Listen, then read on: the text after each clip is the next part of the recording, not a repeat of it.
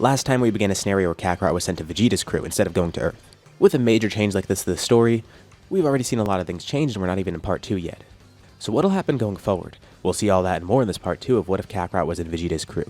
Following the encounter with Zarbon and Dodoria, the Saiyans immediately leave for a less populated Frieza base. They're pretty much on the outskirts of his sphere of influence, which is good. This means they're going to be able to get some supplies from the space, but also they're going to be far from Frieza.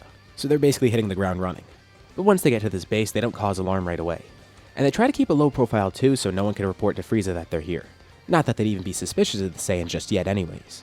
Covertly, they loot a bunch of supplies and other stuff, and try to keep a low profile. They also get rid of their attack balls and get an actual ship instead. One that has healing chambers because that's pretty important for them. Raditz and Nappa disable any sort of tracking device on there. And for now, they're going to have to stick close together because they probably can't use their scouters either. Even if they talk on local channels, it's still kind of a risk. So the group departs, pretty much unnoticed. But as mentioned at the end of the last episode, Frieza's already pretty suspicious about what's going on. He's not stupid. He arrives where Zarbon and Dodoria once were a few days later, seeing nothing's left behind except a few craters where it seems like a fight took place. Well, just as he expected. Of course they were here on a mission, but it was an easy mission, so he knows this planet's inhabitants weren't responsible for killing Zarbon and Dodoria. There had to be some sort of outside interference. And the only rational conclusion is that it was the Saiyans, because they disappeared around the same time that this happened. In a fit of anger, Frieza even blows up the planet that they're on, terrifying all the subordinates that are near him that are barely able to escape in the nick of time. He apologizes. He let his anger get to him. He was stupid for letting those Saiyans live in the first place. He should have known they would have tried this. Instead of being sneaky about it and trying to separate the group, he should have just killed them. Well, it's a shame he destroyed that planet. But he needed to vent his frustration somehow, and soon enough he'll be able to vent it right on the Saiyans themselves. And maybe for fun, he'll even go into his second form against them. Not that he would even need that, but he'll show them true terror. The Saiyans eventually do find an isolated planet to have a base on. The gravity here is actually higher than usual. Notably higher too. It's about 50 times where planet Vegeta's gravity was, which is 500 times Earth gravity. They struggle to even stand on this planet, but Kakarot says this is probably a good place to land.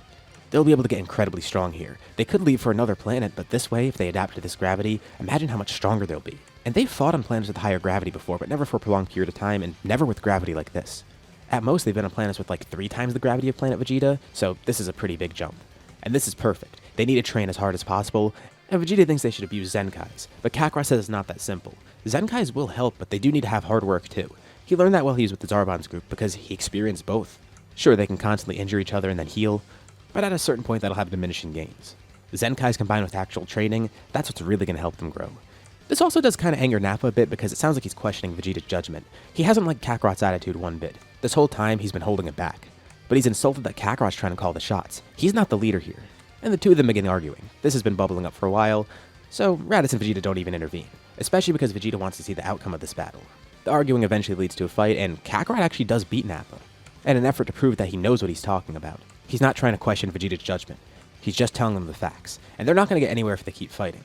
Whether they like it or not, they're going to have to work together, and they're not going to have to rely on one person's thoughts here. As far as they're concerned, low-class Saiyan, high-class Saiyan, mid-class Saiyan, it doesn't matter anymore. Right now they're all equal, and they need to act equal. If they put each other down, they're not going to get anywhere. The Saiyans of course have Great Ape too, but they need to be strong in base as well. Great Ape is awesome to have as a backup, but Frieza of course knows that he could just go for their tails and cut them off. So while they have that in their back pocket, they need to be able to work without Great Ape too, just in case.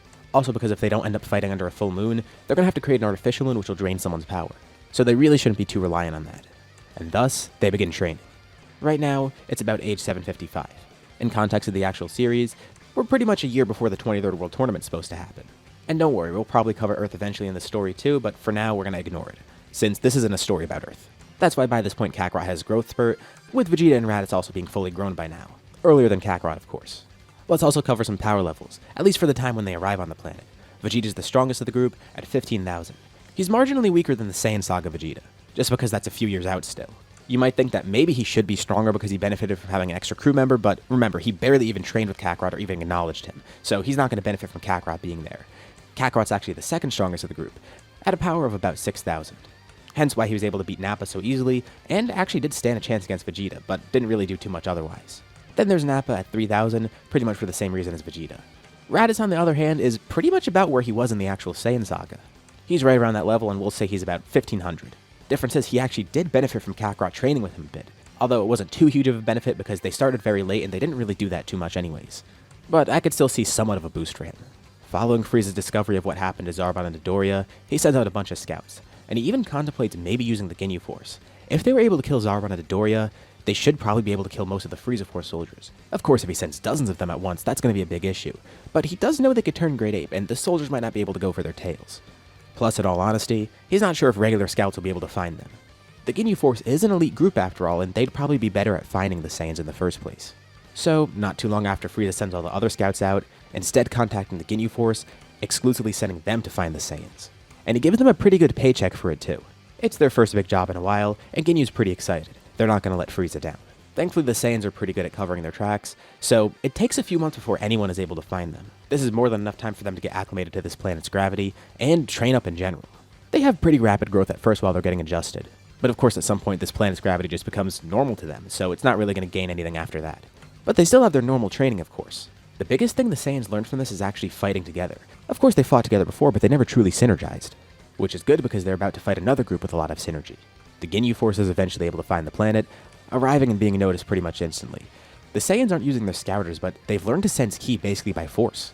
Since they couldn't rely on scouters anymore, instinctively they tried finding other ways to track each other. Kakarot accidentally stumbled upon this. And now, all four of them have the ability to sense ki, which also gives them a greater control in their powers too. They could lower their presence. The Ginyu Force did locate their presence at first, but now they lower it back down, getting ready to ambush the group because they can instantly tell it's the Ginyu Force. It's 5 huge power levels gathered together, so there's not really too many other options of what it can be. Ginyu tells the group to split up. Jace and Bardock go out looking on their own, Recoome goes out on his own, Goldo goes out on his own, and Ginyu goes out on his own. Goldo's unfortunate because he stumbles upon Vegeta, and he doesn't even realize it, so he can't even activate his time stop. By the time he realizes Vegeta's there, he's dead. Which is good because the group doesn't realize how big of a problem he truly could have been. But this alerts Ginyu, who goes right for Vegeta. Jace and Bardock then get jumped by Kakarot and Raditz, with Nappa jumping Recoome. Their ambush was successful. 3 separate fights break out. The first one to fall is Recoome, who also defeats Nappa at the same time. Nappa's left pretty badly injured from it too. But Kakarot and Raditz arrive, finishing Recoome off and killing him. They won their battle with Jace and Bardock, and Nappa says to leave him behind. They need to go help Vegeta because he's probably got his hands full with Ginyu. The two fly over to Vegeta. And pretty much the second they get there, they watch as Ginyu swaps bodies with Vegeta. This will probably be pretty nice for actually boosting Vegeta's power too. All he has to do is sit back and watch, and then they're going to heal him. And by the time Ginyu stole his body, it was already a little bit injured. They had their own fight beforehand. Plus, Ginyu doesn't have the full power of Vegeta's body, which works in the favor of Kakarot and Raditz. Amidst this battle, Ginyu is actually able to defeat Raditz too, but not kill him because he still has to deal with Kakarot. And the fight against Kakarot's pretty tough. He's surprised to see Kakarot's that strong. He's got to be right below Vegeta in terms of power by now. Ginyu then feels something pierce through his chest. A laser. Kakarot's holding one finger out, with a powerful beam launched from it. Kakarot was able to pick up on this while he was with his Zarbon Dodoria, and briefly with Frieza. It's a pretty handy technique, and he can't wait to kill Frieza with his own ability. But Ginyu still has one last resort. He tries to swap bodies with Kakarot, which is exactly what Kakarot wanted. Quickly, using all of his power, he tries using telekinesis to pull Vegeta towards him. And just in the nick of time, he's able to swap him back into his original body. It looks like the plan worked out perfectly. Raditz weakly gets up and walks over to Ginyu, who's on his last legs, with Kakarot walking over too.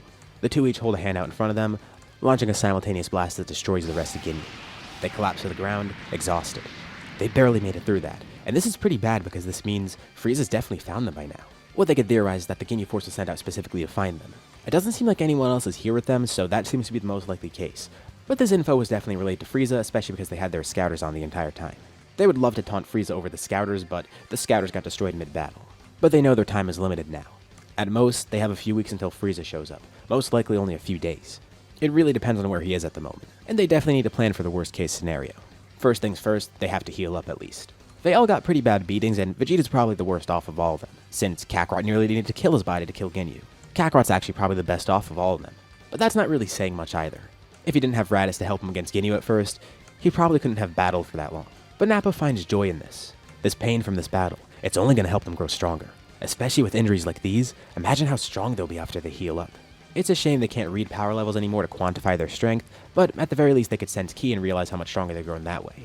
But Nappa would really love to compare his number to other people. The 4 Saiyans all take time healing up, which thankfully doesn't take too long. And now, it's a waiting game. Raditz asks Vegeta what he thinks. He pretty much is still the leader of the group after all, even though they're working together now. He simply has one order. Their next goal is to kill Frieza, and they'll wait however long it takes for him to get here.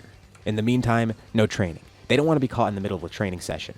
They need to be at full stamina and be prepared no matter what. But Vegeta also says something that he's never really said to them before. He tells them good work. The way they fought against the Ginyu Force, it was amazing. And he thinks to himself, he never truly saw the potential in these 3 Saiyans, even Nappa, who's still higher class than the other 2. But now he could truly see what they're capable of. He could see what Kakarot was talking about. Working together like this, they're stronger than ever. When they're all working hard together, when they're not separated by class. It's no coincidence that this is the strongest they've ever been. The most skilled they've ever been. This is their peak. And eventually, they might be able to become Super Saiyans at this rate. Especially with the growth they're experiencing right now. To think they defeated the Ginyu Force, while outnumbered no less. As Frieza draws closer and closer to the planet, let's cover some of their power levels. After all the training, and after the battle with the Ginyu Force, Vegeta of course has a huge boost in power, and he's still the strongest of the group at 3 million. Kakarot's still second place, at about 1 million now. He didn't get as huge of a boost as Vegeta did, or even Nappa in comparison, because Nappa got a pretty nice boost after the fight with the Ginyu Force. He's still behind Kakarot at 700k, but it's still a huge boost nonetheless. And then Raditz is behind all of them at 500k, which makes him the weakest of the group, but consider the fact that we're still way before the Saiyan saga, and everyone is dozens of times stronger than Vegeta was at that point. Even stronger than Grade 8 Vegeta. But will this be truly enough to fight against Frieza? They're not going to know for sure until he gets here. And after a few days, he does get there. The second the Saiyans were found, Frieza made it his priority to get there as soon as possible, instantly setting out a course for this planet. Of course, first they're faced with a bunch of Frieza Force soldiers, but they defeat those soldiers pretty easily. Frieza was hoping those soldiers would do more, but he didn't realize the Saiyans were that strong. At the very least, he hoped it would tire them out, but no, it didn't even do that.